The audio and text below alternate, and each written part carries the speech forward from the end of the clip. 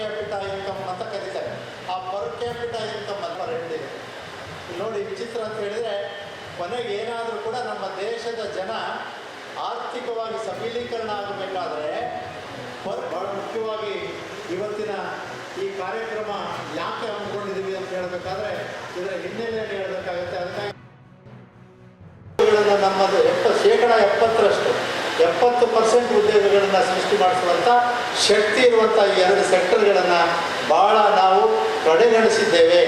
ಆ ಕಾರಣಕ್ಕೋಸ್ಕರ ನಾವು GDP ಮುಂದೆ ಹೋದರೂ ಕೂಡ ನಾವು ಬೇರೆ ಬೇರೆ ಮಾನವ ಅಭಿವೃದ್ಧಿ ಸೂಚ್ಯಂಕಗಳಲ್ಲಿ ಭಾಳಷ್ಟು ಹಿಂದೆ ಇದ್ದೀವಿ ಅನ್ನುವಂಥ ಮಾತನ್ನು ತಮ್ಮ ಗಮನಕ್ಕೆ ತರ್ತಾ, ನಾವು ಈ ವಿಷಯವನ್ನು ಮನಗೊಂಡು ಈ 2 ಕ್ಷೇತ್ರಗಳೇನಿದೆ, ಕೃಷಿ ಕ್ಷೇತ್ರ ಮತ್ತು MSME ಕ್ಷೇತ್ರ, ಇವೆರಡನ್ನು ಒಟ್ಟಿಗೆ ಸೇರಿಸಿ ಮಿಡ್ಲ್ ಮ್ಯಾನ್ ಪ್ರಾಫಿಟ್ ಜಾಸ್ತಿ ಮಾಡ್ತಾರೆ. ಅದನ್ನ ಬಿಸ್ನೆಸ್ ಆಗಿ ರೂರಲ್ ಇನ್ಫ್ರಾಸ್ಟ್ರಕ್ಚರ್ ಹೇಳಿದ್ರು MSME, micro small and medium enterprises. ಅದಕ್ಕೆ ಏನಾಗುತ್ತೆ ಅಂದರೆ ಭಾಳಷ್ಟು ಜನ ಈಗೆಲ್ಲ ಎಜುಕೇಟೆಡ್ ಆಗಿದ್ದಾರೆ, ಡಿಗ್ರಿ ಮುಗಿಸ್ತಾರೆ. ಡಿಗ್ರಿ ಮುಗಿದ ತಕ್ಷಣ ಕೆಲಸ ಇಲ್ಲ ಅಂತ ಹೇಳ್ತಾರೆ. ಸೊ ಕೆಲಸ ಇದನ್ನು ಹುಡುಕೊಂಡು ಹೋಗೋದು ರೂರಲ್ ಇನ್ಫ್ರಾಸ್ಟ್ರಕ್ಚರ್ ಕ್ರಿಯೇಟ್ ಮಾಡಿ ಅವರಿಗೋಸ್ಕರ ಸಾಕಷ್ಟು ಇದನ್ನು ಮಾಡಿದ್ದಾರೆ MSME.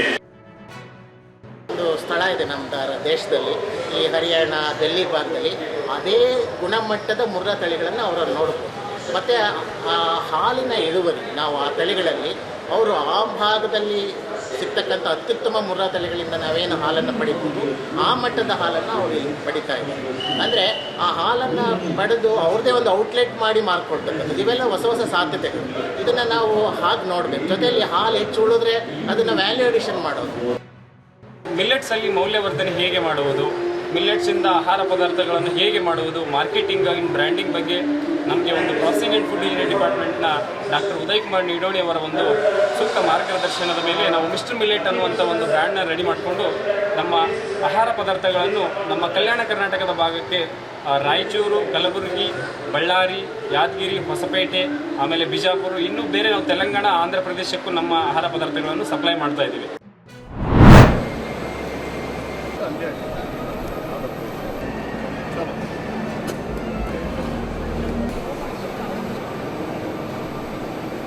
And you can add on more, sir. Increase the capacity. No. Like that.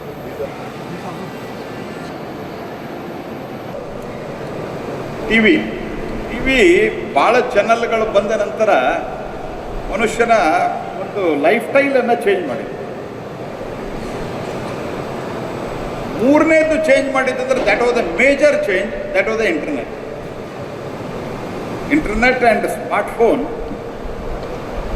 They changed the thinking style, lifestyle, approach, everything it changed. But today I can say after the 3rd change of internet, BESS will be the biggest change in the energy sector. That is the biggest change.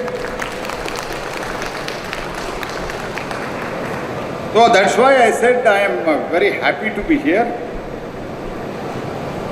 This is not just a opening or the launch of the factory. It is a launch of promise. What is the launch of promise?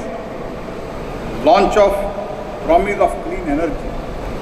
And 3rd launch of promise is India's leadership in the global energy storage market.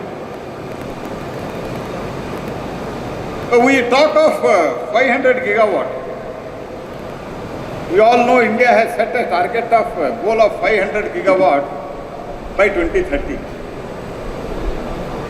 And all the states, including Karnataka has done very well as far as energy sector is concerned, renewable energy sector is concerned. And we talk of 500 gigawatt of non-fossil fuel by 2030. ಈ 500 gigawatt ವಿದ್ಯುತ್ತನ್ನು ಉತ್ಪಾದನೆ ಮಾಡ್ತೀವಿ ಅನ್ನುವಂಥ ಗುರಿ ಇಟ್ಕೊಂಡಾಗ ಯಾವಾಗ ಗಾಳಿ ಇರೋದಿಲ್ಲ ಮತ್ತು ಯಾವಾಗ ಸೂರ್ಯನ ಬೆಳಕು ಇರೋದಿಲ್ಲ, ಆವಾಗ need of energy will be more. ಆ need of energy and grid stability is the major thing in today's energy sector.